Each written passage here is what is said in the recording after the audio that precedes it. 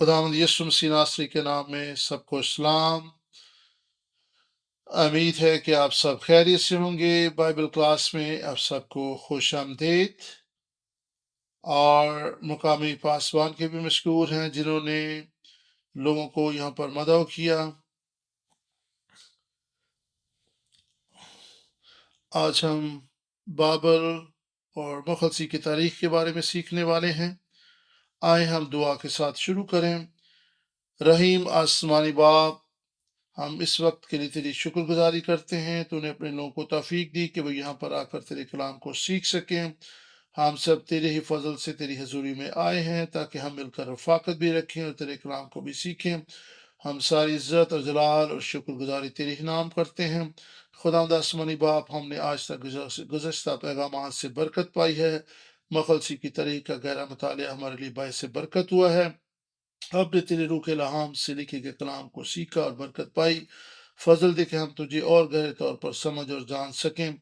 खुदा, जब हम तेरे कलाम को सीखते हैं तो हमें फजल और बरकत से ममूर कर दें ताकि हम तेरे रूह से कुव्वत और तकवीत पाएं। तेरा पाक रूह हमें तेरे कलाम को फहम अदराक बख्शे ताकि तेरे साथ हमारी रफाकत और शराकत गहरी होती चली जाए। हम अपनी ज़िंदगी का जायका चखने वाले हों ताकि रूह को उसके वसीला से हम तेरे बेटे खुदा यीशु मसीह की खुशखबरी और निजात बख्श पैगाम को हर कौम और हर ज़बान तक ले जाने वाले हों। खुदा हमारे दिल की आंखें रोशन कर दे, हमारे कान खोल दे, हमारे दिल भी तेरे कलाम को कबूल करने के लिए खुल जाए। हमारी दुआ हमारे दिलों में तेरी हजूरी और मबूरी बढ़ती चली जाए ताकि तौबा के मुआफिक फल भी ला सकें। हमारे होंठों से हमदो सना की कुर्बानियां तेरे हजूर गुजरानी जाएं। शुक्रगुजारी के हदिये भी हम तेरे हजूर में गुजराने वाले हों। बड़ी शुक्रगुजारी बड़ी शुक्रगुजारी के साथ हम खुदा यीशु मसीह के नाम से ये दुआ मांगते हैं, आमीन। आज हम बाबल और मखलसी की तारीख के मौजू पर बात करेंगे। आने वाले हफ्तों में भी हम बाबल के मौजू पर कोई ज़ेर बहस रखेंगे। मखलसी की तारीख में अगरचे बाबल को मरकजी हैसियत हासिल नहीं है तो भी आइंदा आने वाले मौसूआत में किसी न किसी हद तक बाबल का जिक्र काबिल गौर होगा। पैदाइश से मुकाशवा तक हमें नजात या मखलसी की तारीख में बाबल के किरदार को भी ज़ेर बहस लाना होगा। हमारी निजात का इसके साथ क्या ताल्लुक है, इसको भी हम देखेंगे। और मखलसी आज बाबल और मखलसी के तरीके मौजू पर हमारा पहला लेक्चर है। इसके अलावा ज़ैली अनवानात में बाबल और नसबनामा हम पैदाइश 5 बाब की पहली आयत से भी एक हवाला पढ़ने जा रहे हैं। आज हम पैदाइश की किताब में से एक हवाला पढ़ेंगे और बाबल और मखलसी की तारीख में नसबनामे ये मौजू है हमारा। और पैदाइश 5 बाब में लिखा है, ये आदम का नसबनामा है। जिस दिन खुदा ने आदम को पैदा किया तो उसे अपनी शबी और सूरत पर बनाया। और खुदा का कलाम हमें बताता है कि खुदा ने आदम को खलक किया, उसको अपनी सूरत और शबरी पर बनाया।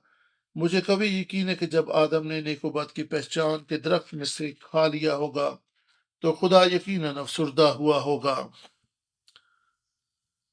क्योंकि खुदा ने उसे अपने लिए बनाया था लेकिन वो किसी और की हुक्मरानी में चला गया।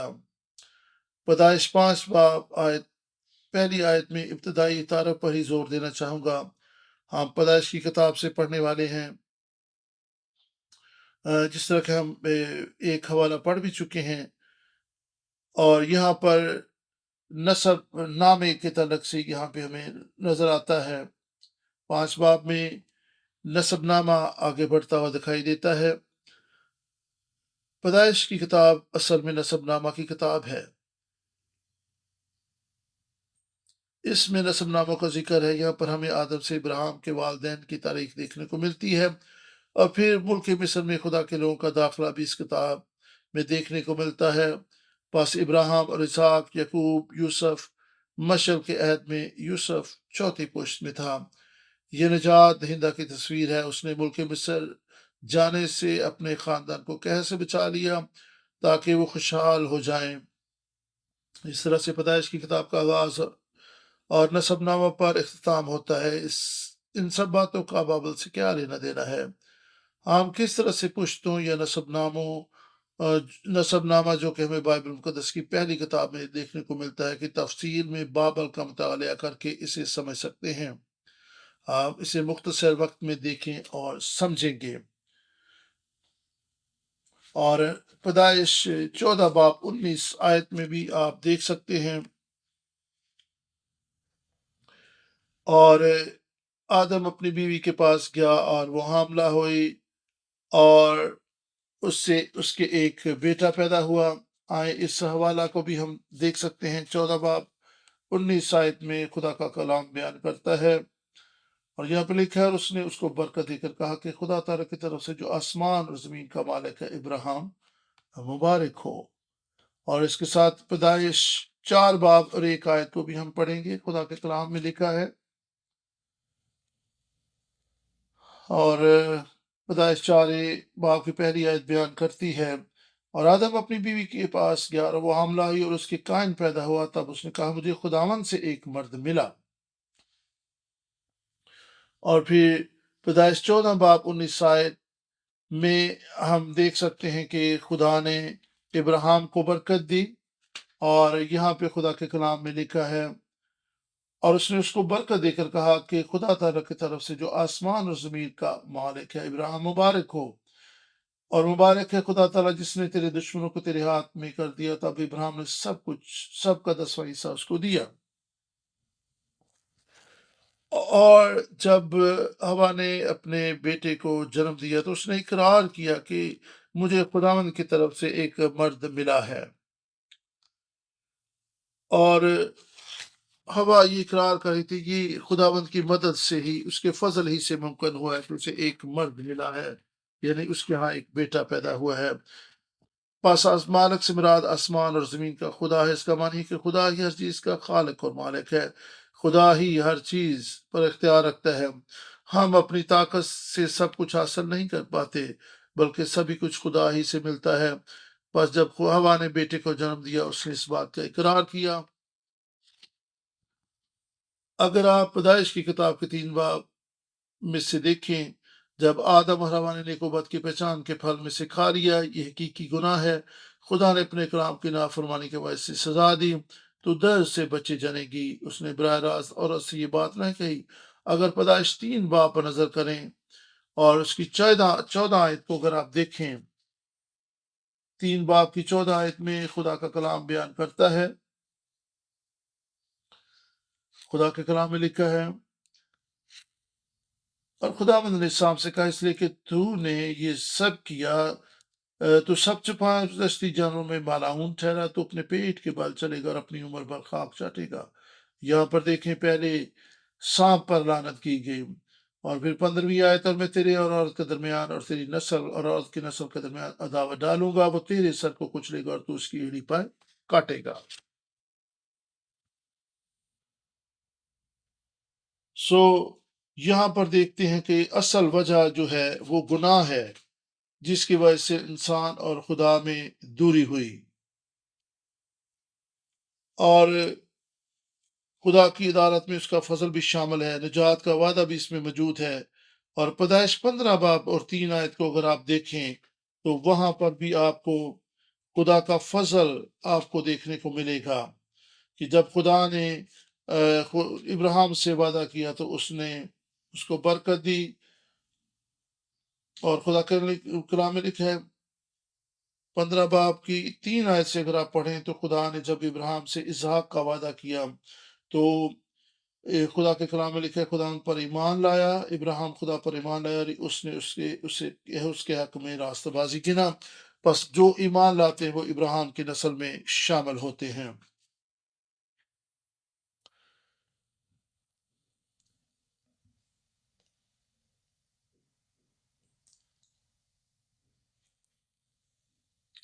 اور ہم دیکھ سکتے ہیں پیدائش کی کتاب میں کہ جب قائن نے ہابل کو قتل کر ڈالا، خدا نے کہا تو نے اپنے بھائی کو قتل کر ڈالا ہے، اور اب زمین جو ہے تیرے لیے پھل پیدا نہیں کرے گی بلکہ تیرے لیے اونٹ کٹارے اگائے گی۔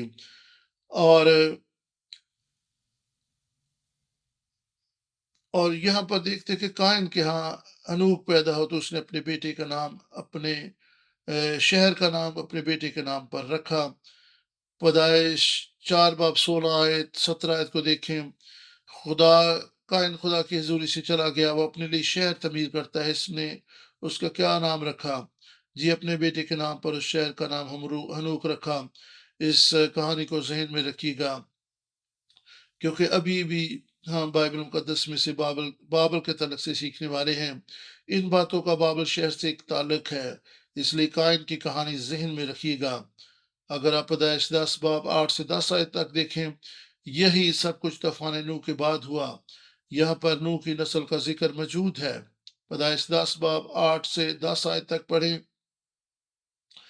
آپ کو یاد ہوگا کہ اپنے باپ کو رسوا کرنے کے بنا پر حام پر لعنت کی گئی تھی، قائن پر لعنت کی گئی تھی، لیکن یہاں پر حام کی نسل ہے۔ یہاں پر پیدائش 10 باب 8 سے 10 آیت تک دلچسپ حقائق دیکھنے کو ملتے ہیں۔ کوش سے نمرود پیدا ہوا کہ جو زمین پر ایک زبردست سورما ہوا۔ یہاں ہمارا تعارف نمرود سے ہوتا ہے۔ بابل میں نمرود کی سلطنت تھی۔ بابل جو تھا ایک ایسا شہر تھا جہاں سے بڑے نامور سورما پیدا ہوئے، اور انہوں نے ان میں سے ایک نمرود بھی تھا۔ اور نمرود کی سلطنت کو ہم یہاں پر دیکھ سکتے ہیں کہ اس نے اپنا نام کرنے کے لیے وہاں پر ایک بابل کا برج بنایا۔ مخلصی کی تاریخ میں سنہار کا ذکر بار بار دیکھنے کو ملتا ہے۔ عبرانی بائبل میں بابل کی سلطنت کے لیے استعمال ہوا لفظ جو ہے وہ اس بات کو بیان کرتا ہے کہ جو کہ کتاب نمبر 1 میں نمرود کو بدکار اور ناراض لوگوں کے قاعدے کے طور پر بیان کیا گیا ہے جنہوں نے بابل کا برج بنایا تھا۔ ہم پیدائش 11 باب 9 آیت میں کئی ایک چیزوں کو دیکھ سکتے ہیں۔ یہاں پر جانے پہچانے واقعات اور چیزیں دیکھنے کو ملیں گی۔ آپ کو یاد ہوگا کہ کائن نے مشرق کی طرف سفر کیا تھا، یعنی جب خدا کی حضوری سے نکلا تو مشرق کی طرف گیا۔ پیدائش 11 باب پہلی 2 آیات۔ بابل کس چیز کے بارے میں ہے؟ بابل ہمارے بارے میں ہے۔ اور کائن نے وہاں پر ایک شہر بھی تعمیر کیا۔ بابل ہمارے بارے میں ہے، جھوٹ، بت پرستی اور اپنی طاقت اور قابلیت سے کچھ حاصل کرنے کی خواہش اور گھمنڈ کے بارے میں بیان کرتا ہے۔ کائن کی زندگی اور بابل کے مقام پر کون سی چیزیں مشترک تھیں؟ میں نے یہاں پر موازنہ 2 حصوں میں تقسیم کر دیا گیا ہے، جیسا کہ پیدائش کی کتاب میں پڑھ چکے ہیں کہ وہ نمرود کے علاقہ میں بس گیا۔ اور پھر ہم دیکھ سکتے ہیں کہ کین پیدائش 4 باب 16 سے 17 آیت میں مشرقی باغ ایدن کے مشرق کی طرف نود کے علاقہ میں جا بسا۔ اس نے شہر تعمیر کیا اور اس شہر کا نام اس نے اپنے بیٹے کے نام پر ہنوک رکھا۔ اور دوسرا موازنہ پیدائش 11 باب 2 سے 4 آیت میں بابل مشرق کی طرف سنہار کا علاقہ ہے اور وہاں پر ایک شہر تعمیر کیا جاتا ہے، اور وہ اس لیے کہ تاکہ وہ اپنے لیے نام کر سکیں۔ اور دیکھیں کہ یہ کائن اور بابل دونوں ہی مشرقی سمت میں موجود ہیں اور دونوں جگہوں پر شہر تعمیر ہوئے ہیں، اور دونوں شہر ہی اس لیے تعمیر کیے گئے تاکہ وہ وہاں پر اپنا نام کر سکیں۔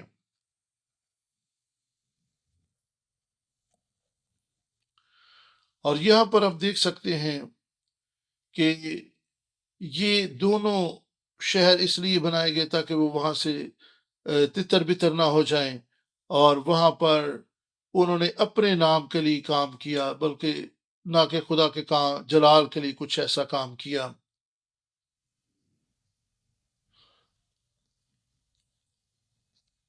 اور عبرانی تاریخ کو اگر آپ دیکھیں تو وہاں پر اور بھی بہت سے حقائق آپ کو وہاں پر موجود ملیں گے، اور انہوں نے خدا کی مخالفت کی اور خدا کے خلاف کچھ بنانا شروع کیا اور خدا کو جلال نہ دیا بلکہ اپنا نام انہوں نے وہاں پر کیا۔ اور نمرود عبرانی لفظ ہے جس کا معنی ہے آوارہ گردی، ادھر ادھر پھرنا، بے مقصد و بے منزل محو سفر ہونا۔ انسان ہوتے ہم کسی بھی جگہ پر آباد ہونا چاہتے ہیں، ہم تحفظ کی تلاش میں رہتے ہیں، ہم اپنے مستقبل کو پرسکون اور محفوظ بنانا چاہتے ہیں۔ پس وہ نود کے علاقہ میں بس گیا۔ اگر کوئی شخص خود کو کتنا بھی محفوظ اور مضبوط بنا لے، لیکن اگر وہ خدا کی حضوری سے بھاگا ہوا ہے تو پھر وہ آوارہ گرد اور غیر محفوظ ہی ہوگا۔ پس قائن نود کے علاقہ یعنی عدن کے مشرقی علاقہ میں جا بسا اور یہاں پر اپنے بیٹے کے نام پر ایک شہر بنایا۔ پس جب آدم کی نسل پر غور کرتے ہیں تو قائن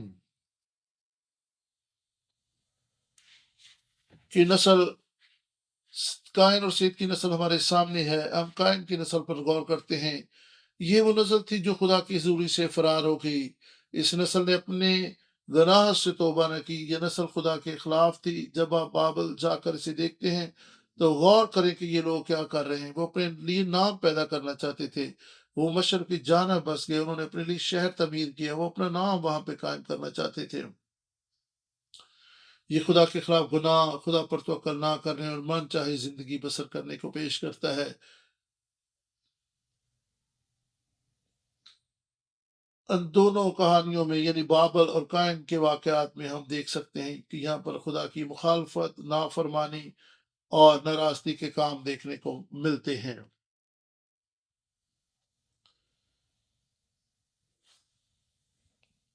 اور یہ خدا کے خلاف گناہ تھا جو بابل کے مقام پر ہو رہا تھا، کیونکہ وہ اپنا نام اور مقام بنانے کے چکر میں تھے۔ خدا کے نام کو سر بلند کرنے کے بجائے یہ اپنے آپ کو جلال دینے کی عکاسی ہے۔ جہاں خدا آپ کو لے جائے وہاں جائیں، یہ خدا کی حضوری سے دور جا کر کہیں بھی آباد نہ ہوں، اپنے طور پر کوئی قدم نہ اٹھائیں۔ ہم قائن کے گناہ آلودہ زندگی میں یہ سب کچھ دیکھ سکتے ہیں۔ اس کی نسل نے بھی ویسا ہی کیا جو قائن نے کیا۔ بابل کے واقعہ میں بھی یہی کچھ ہوتا دکھائی دے رہا ہے۔ یہاں پر تو حد ہی ہوگی، خدا کے خلاف لوگ اٹھ کھڑے ہوئے اور خدا ہی کو چیلنج کر دیا۔ پیدائش 11 باب میں بابل کی کہانی پر غور کرنا ضروری ہے۔ پہلی سے 9 آیت تک بیان کرتی کہ اس کا آغاز کیسے ہوا اور کیسے پھر پیدائش 11 باب 2 آیت میں لوگ سنہار میں بس گئے، اور پھر 11 باب 3-4 آیت میں لوگوں نے کہا آؤ ہم مل کر کام کریں، اور پھر یہ ساری تفصیل آپ کو ملتی ہے کہ خدا نے کہا کہ آؤ ہم دیکھیں جو کچھ وہ کر رہے ہیں۔ اور پھر 11 سے 8 آیت میں دیکھتے ہیں کہ ان کی زبان بدل گئی، وہ سنہار کے علاقہ سے ادھر ادھر تتر بتر ہو گئے، اور پھر بہت سی بولیاں اور زبانیں وجود میں آ گئی،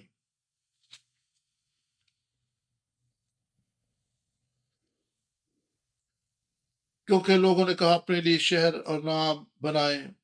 یہاں پر خدا خود نیچے اترا ہے، اس نے کام کیا کیونکہ وہی آسمان اور زمین کا مالک ہے، وہی حق تعالیٰ ہے، خدا ہی ہر شے پر حق میں اعلیٰ ہے۔ جب خدا نیچے اترا ہے تو انسان کا سارا منصوبہ دھرے کا دھرا رہ گیا۔ سارا جلال خدا ان کے لیے ہے، انسان اپنے آپ کو جلال نہیں دے سکتا۔ بابل کا نام ذہن میں آتے یاد کریں کہ لوگ خدا کی حضوری کے سبب سے بھاگ گئے، وہ زمین پر تتر بتر ہو گئے، لیکن وہ تو اس جگہ پر اپنا نام اور مقام پیدا کرنا چاہتے تھے۔ انہوں نے خدا کو اس جگہ پر چیلنج کیا تھا۔ ہر جگہ جہاں پہ اپنے نام کو سربلند کیا جاتا ہے لوگ ذلت اور رسوائی کے شکار ہوتے ہیں۔ وہ زمین پر تتر بتر ہو گئے، اور یاد رکھیں کہ وہی حق میں مطلق ہے، وہی سب کچھ ہے اور سب میں ہے۔ ہم اس کے سامنے جھک جائیں، اپنے آپ کو خالی کریں اور اس بات کا اعتراف کریں کہ خداوند ہی خدا ہے، وہی آسمان اور زمین کا خالق ہے۔ زبور 33 ضرور بعد میں وقت نکال کر پڑھیں، زبور 33 10 11 اور 12 آیت، لیکن یہاں پہ آئے زبور 33 کی 10 آیت کو ہم مل کر پڑھتے ہیں۔ باقی زبور جب بھی آپ کو وقت ملے اس کو ضرور آپ تفصیلاً سے پڑھیں، اور آئیں میرے ساتھ نکالیں زبور 33 اور اس کی 10ویں آیت کو ہم پڑھیں گے۔ خدا کے کلام میں یہاں پر یوں مرکوم ہے، زبور 33 اور اس کی 10 آیت بیان کرتی ہے، خداوند قوموں کی مشورت کو باطل کر دیتا ہے، وہ امتوں کے منصوبوں کو ناچیز بنا دیتا ہے۔ سو بابل کے مقام پر امتوں کا منصوبہ جو باطل ہو گیا، وہ لوگ وہاں سے تتر بتر ہو گئے، کیونکہ خداوند قوی اور قادر ہے، اور جو اس کے خلاف ہوتے ہیں وہ ان کو پراگندہ کرنے کی قدرت رکھتا ہے۔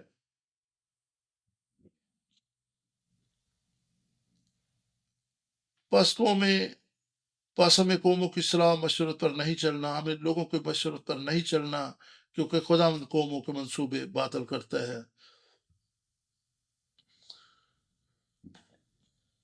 وہی قوم جو خداوند پر توکل اور بھروسہ کرتی ہے مبارک ہے، وہ خاندان اور پشتیں جن کا توکل خداوند پر ہے وہی مبارک ٹھہریں گے، وہ مسیح کے نسب نامہ کا حصہ بن گئیں، وہی نسلیں جو خدا کی مشورت پر چلی ہمیشہ قائم رہیں۔ آج خداوند پر توکل اور بھروسہ کریں، آپ کا خاندان قوم خداوند پر بھروسہ کرنے والی ہو، آپ کے منصوبے مکمل ہوں گے، وہ کبھی ادھورے نہیں ہوں گے۔ جس طرح کہ بابل کے لوگوں کا منصوبہ ناکام ہوا، آپ ہرگز ناکامی سے دوچار نہیں ہوں گے۔ اور پیدائش زبور 33 کی 10 آیت 11 آیت 12 آیت بھی آپ پڑھ سکتے ہیں کہ خداوند کے منصوبے جو ہیں وہ ہمیشہ قائم رہتے ہیں، اور اس کے منصوبے نسل در نسل قائم رہتے ہیں۔ مبارک ہے وہ قوم جس کا توکل خداوند پر ہے اور جس کا خداوند خدا ہے، اور جسے وہی مبارک قوم ہے جسے خداوند اپنی میراث کے لیے چن لیتا ہے۔ مبارک ہے وہ قوم جسے خداوند چن لیتا ہے۔ ابراہیم خدا کی چنیدہ نسل تھا، کیونکہ اس کے وسیلہ سے نسل در نسل لوگوں نے خداوند پر توکل اور بھروسہ کرنا سیکھا تھا۔ اگر ہم ابراہیم کے ساتھ خدا کے عہد کو دیکھیں، پیدائش 17 باب 7 آیت میں ہم ایک چیز پر غور کریں گے۔ میرے ساتھ نکالی گا پیدائش 17 باب اور اس کی پیدائش 17 باب کی ہم 7 آیت کو دیکھیں گے۔ خدا کے کلام میں 17 باب 7 آیت بیان کرتی ہے، اور میں اپنے اور تیرے درمیان اور تیری بات تیری نسل کے درمیان ان کی سب پشتوں کے لیے اپنا عہد جو ابدی عہد ہوگا باندھوں گا، تاکہ میں تیرا اور تیرے بعد تیری نسل کا خدا رہوں۔ خداوند کا عہد جو ہے وہ نسل در نسل آگے بڑھتا ہے، اور خدا نے ابراہیم کے ساتھ جو عہد باندھا وہ نسل در نسل ایمانداروں کے ساتھ بھی ہے، جو آگے بڑھتا رہتا ہے۔ جو وعدہ خدا سے کیا گیا تھا اس پر ہم آئندہ بات کریں گے۔ ابراہیم کو بابل کی سرزمین سے بلایا گیا تھا، ہم ذہن میں رکھیں کہ اس پر آئندہ غور کریں گے۔ ابراہیم کے ساتھ خدا کا ابدی عہد تھا، خدا نے یہ عہد ابراہیم کے ساتھ باندھا تھا۔ بابل میں جو کچھ ہوا یعنی بت پرستی، ابراہیم اس سے الگ ہی رہا، وہیں سے خدا نے اسے اپنے لیے بلا لیا۔ خدا کا منصوبہ، اس کی مشورت اس کی زندگی میں کام کرنے لگی، اور مخلصی کے طریق میں خدا کی مرضی اس کے وسیلہ سے آگے بڑھنے لگی۔ یہ وعدہ شدہ نسل نے یہ وعدہ شدہ نسل سے متضاد ہے۔ وعدہ شدہ نسل، وعدہ نسب جس میں خدا کا عہد شامل تھا، قائم کی نسل، اور کوئی بھی شخص جو خدا کی مشورت کے خلاف چلتا ہے ختم ہو کر رہ جاتا ہے۔ یہی کچھ تو بابل میں ہو رہا تھا۔ اور پھر پیدائش 18 باب اور اس کی 19 آیت کو بھی ہم 18 باب اور 18 اور 19 آیت دو آیات ہم پڑھیں گے۔ خدا کے کلام میں لکھا ہے، اور ابراہیم سے تو یقیناً ایک بڑی اور زبردست قوم پیدا ہوگی، اور زمین کی سب قومیں اس کے وسیلہ سے برکت پائیں گی۔ اور 19ویں آیت، کیونکہ میں جانتا ہوں کہ اپنے بیٹوں اور اپنے گھرانے کو جو اس کے پیچھے رہ جائیں گے وصیت کرے گا کہ وہ خدا کی راہ میں قائم رہ کر عدل اور انصاف کرے، تاکہ جو کچھ خدا نے ابراہیم کے حق میں فرمایا ہے اسے پورا کرے۔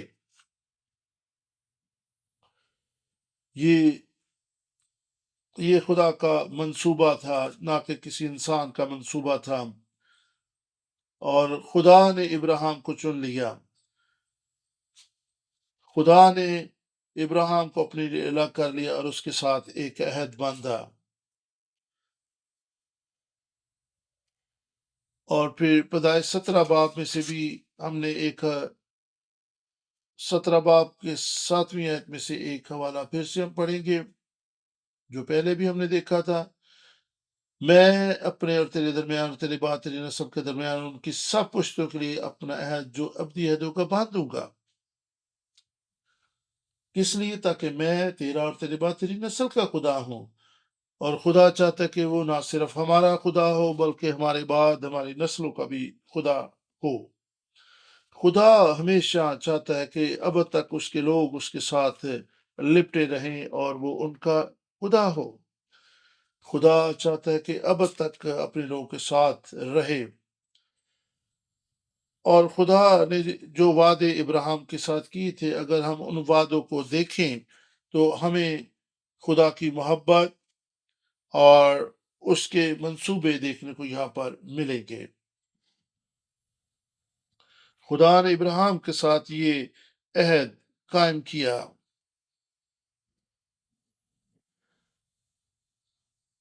اور خدا نے ابراہیم کی بابل کی بت پرستی اور ناپاکی اور ناراست کاموں سے ابراہیم کو اپنے لیے الگ کر لیا۔ خدا نے اسے بابل کے مقام سے بلا لیا۔ وہ ایک سفر طے کر کے ایبلا کے سلطنت میں چلا گیا، لیکن کچھ لوگوں نے بابل کے برج کی تعمیر میں حصہ لیا۔ ابر کا بیٹا یقتان، اس کے تعلق سے کیا لکھا ہے؟ یہ یقتان کی سرزمین کا حاصل ہے۔ ان کی آبادیاں میسا سے سفار کی طرف سنہار کی طرف پھیلی ہوئی تھیں، جو کہ مشرق کی طرف ایک پہاڑی علاقہ ہے۔ وہ بھی مشرق کی سمت میں تھے، لیکن جہاں تک ان کی آبادیوں یا رہائش کی بات ہے، وہ کائن سے بہت ہی مختلف تھیں۔ یہ بابل کے برج کی صورتحال سے الگ ہی تھے، کیونکہ یہ سنہار کی طرف تھے۔ آج آپ جس مقام پر کھڑے ہیں، آپ کو اس مقام پر جانے کی ضرورت ہے جہاں پر خداوند موجود ہے، نہ کہ بابل موجود ہے۔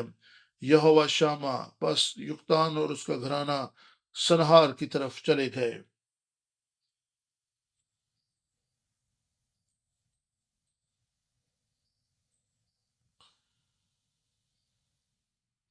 اور یہاں پر پیدائش 10 باب اور اس کی 25 سے 30 آیت کو ہم دیکھ سکتے ہیں، اور خدا کے کلام میں لکھا ہے،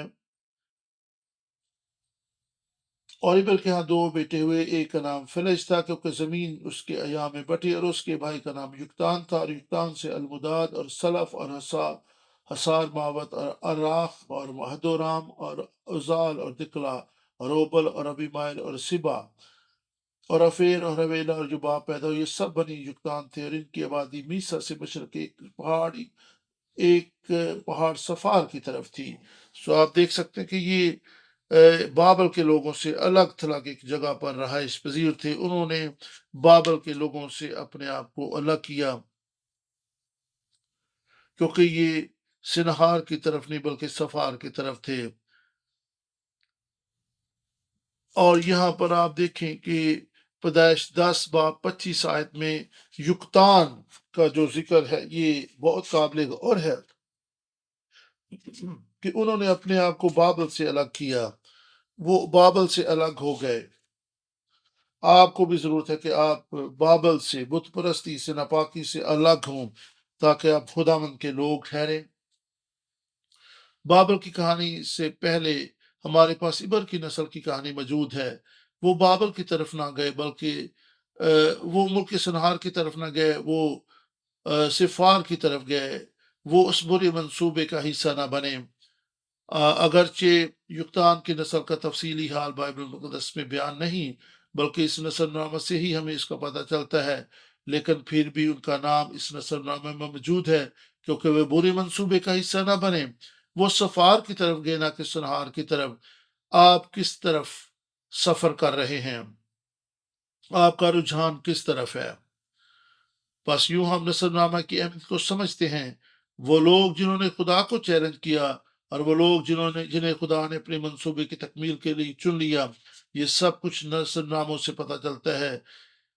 وہ لوگ جنہوں نے بابل کی برج کی تعمیر کی، یعنی اس منصوبے میں حصہ لیا جو خدا کی مرضی کے خلاف تھا، وہ مسیح کے نسب نامہ میں شامل نہ ہو سکے۔ وہ لوگ جن کے نام کتاب حیات میں درج کیے جائیں گے یا کیے جا چکے ہیں، وہی ہیں جو مسیح کے نسب نامہ میں شامل ہیں، وہی خدا کی بادشاہی یا کتاب حیات میں اپنا نام لکھوا سکیں گے۔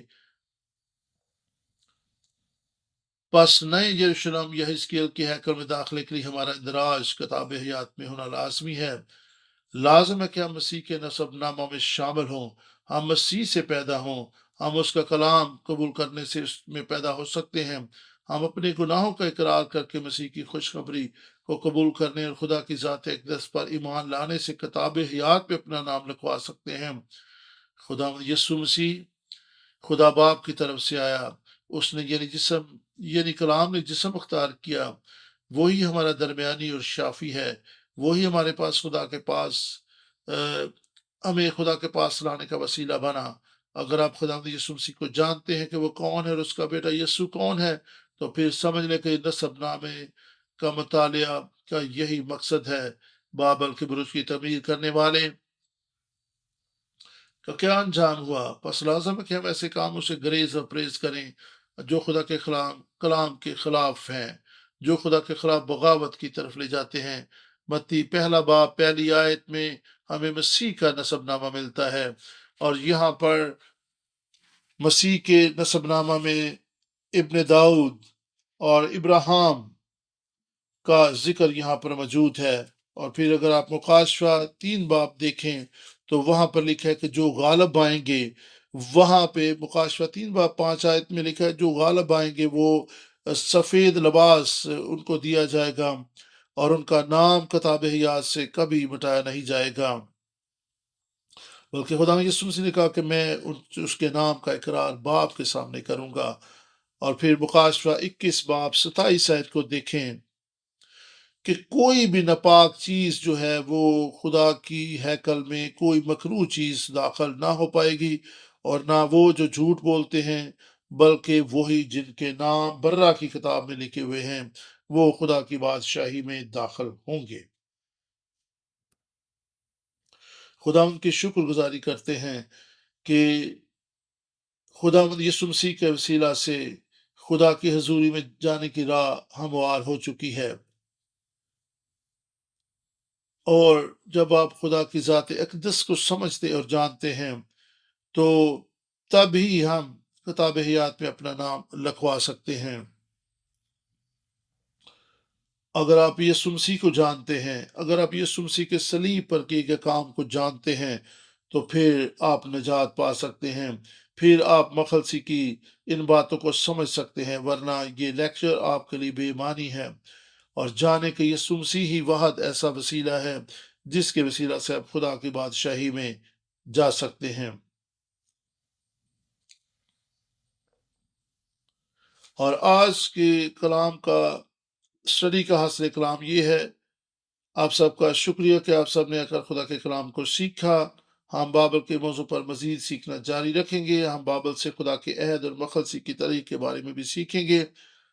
تو مجھے امید ہے اور میری یہ دعا کہ ہم سب آدم کی نسل، سم اور ابر کی نسل جیسے لوگوں کی مانند ہوں، ہم یکتان کے گھرانے جیسے بن جائے جو بابل کی طرف نہ گیا، ہم مسیح کو پہچانیں، ہم خدا باپ کو جانے، روح کو اس کی رہنمائی میں خدا کے کلام کو سمجھیں اور اسے قبول کریں تاکہ ہم کتاب حیات میں اپنا نام لکھوا سکیں۔ خدا ان کی شکر گزاری آج کے کلام کے لیے کہ ہم نے مختلف پشتوں کا حال دیکھا جو ناپاکی اور مکروہات سے الگ رہے اور وہ خدا کے نسب نامہ کا حصہ بن گئے۔ خدا ان کی شکر گزاری کرتے ہیں آج کی ساری رفاقت اور کلام کے لیے۔ آئیں ہم دعا کریں۔ خداوند تیری شکر گزاری کہ اگرچہ ہم روحانی طور پر بابل کی سرزمین پر تھے، تو نے ہمیں اپنے پاس اپنی بادشاہی میں بلا لیا، تو نے موقع دیا کہ ہم تیرے پاک شہر کی طرف محو سفر ہو سکیں، تو نے ہمیں سفار کی طرف جانے کی اجازت دی تاکہ ہمارا نام زندگی کی کتاب میں درج ہو سکے۔ خداوند فضل بخش دے کہ ہم تیری مقدس ہیکل میں آتے رہیں اور اپنے آپ کو تیرے لیے پاک بنائیں۔ ہم دعا کرتے کہ اگر ہمارے دلوں اور زندگیوں میں کوئی ایسی چیز ہے جو تجھے پسند نہیں، ہماری زندگیوں سے دور ہو جائے، ہماری زندگیوں پر واضح کر تاکہ ہم اس سے توبہ کریں، ہم اپنی قابلیت پر بھروسہ نہ کریں، ہم اپنی شہرت اور نام و مقام بنانے کے چکر میں نہ پڑیں۔ اگر کبھی بھی ہم نے اپنا نام اونچا کرنے کی کوشش کی، ہمیں معاف کر، ہماری ہر طرح کی مکروہات اور بت پرستی کو معاف کر دے، ہماری زندگیوں پر سم اور ابر کی برکت ٹھہرے۔ ابراہیم کی نسل ہوتے ہوئے ہم پر اعتماد اور ہم تجھ پر اعتماد اور بھروسہ رکھیں، ہماری نظریں تیری طرف لگے رہیں، ہم اپنے شہر کی طرف نہیں تیرے شہر کی طرف دیکھیں۔ یسو کے نام میں آمین۔ اے ہمارے باپ تو جو آسمان پہ ہے، تیرا نام پاک مانا جائے، تیری بادشاہی آئے، تیری مرضی جس طرح آسمان پر پوری ہوتی ہے زمین پر بھی ہو۔ ہمارے روز کی روٹی آج ہمیں بخش دے، جس طرح ہم اپنے قصور کو معاف کرتے ہیں، وہ ہمارے قصور معاف کر، ہمیں آزمائش میں نہ لا بلکہ برائی سے بچا، کیونکہ بادشاہی، قدرت اور جلال ہمیشہ تیرے ہیں، آمین۔ خداوند تیری شکر گزاری، تیری تعریف ہو۔ خداوند آپ کا سب کا بہت بہت شکریہ کہ آج آپ نے اس کلام کے لیے اور اس مطالعے کے لیے وقت نکالا۔ خداوند کی شکر گزاری۔ خداوند آپ سب کو برکت دے۔ ہم دوبارہ ملیں گے اور پھر خدا کے کلام کو سیکھیں گے اور آپ آپس میں رفاقت بھی رکھیں گے۔ خداوند آپ سب کو برکت دے۔